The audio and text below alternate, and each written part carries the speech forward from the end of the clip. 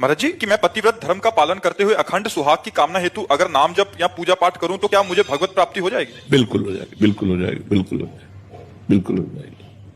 और भगवान आपके पति की आयु की रक्षा भी करेंगे, क्योंकि भजन में बड़ा बल है, तपस्या में बड़ा बल है, संयम में बड़ा बल है। महाराज जी इनका एक और प्रश्न है कि महाराज जी माताएं बहनें जो घूंघट करती हैं, क्या इसकी कोई धार्मिक मान्यता है या पवित्र आचरणों में? पवित्र आचरणों के लिए ये ग्रामीण मान्यता है, धार्मिक या शास्त्रीय मान्यता नहीं है।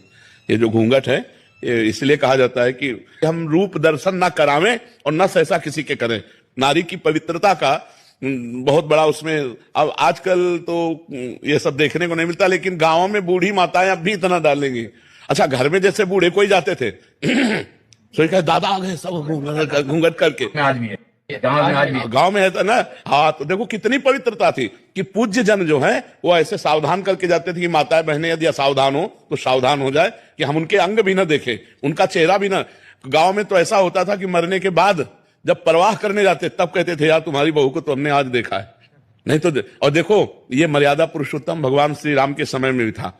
जिस समय सीता जी के शीश फूल आदि जो है वो लक्ष्मण जी को दिखाए कि सीता जी के आभूषण है, किष्किंधा में जब सुग्रीव ने दिए कि विमान के ऊपर से सीता जी, तो उनका प्रभु यदि माता के चरणों के कोई आभूषण होते, देवर हैं कि माता के चरणों के आभूषण होते तो मैं बता सकता था। हमने कभी माता को ऐसे नहीं देखा, ऐसे चरणों की तरफ।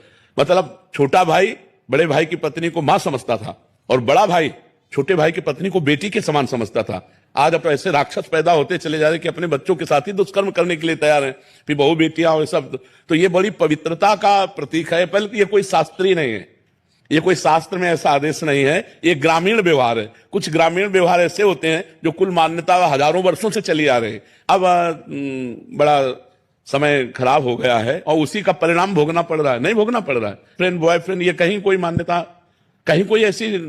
अरे गांव के बुजुर्ग ब्याह तय कराते थे और बाद में दूल्हा दुल्हन देखते थे कि हमारी दुल्हन है, हमारे दूल्हा है, नहीं तो इतना घूंघट काढ़े और बस घर में आके पता चलता था कि ये हमारी दुल्हन है। और आजकल तो मतलब लिव इन रिलेशन के बाद ब्याह होते हैं, नहीं होते? तो क्या मतलब पवित्रता रह गई? क्या पहले ब्याह करके आते थे तो दुल्हन दूल्हा नहीं मिलते थे, पूरे गांव के देवी देवता पूछते थे, बुजुर्ग और खवा पिया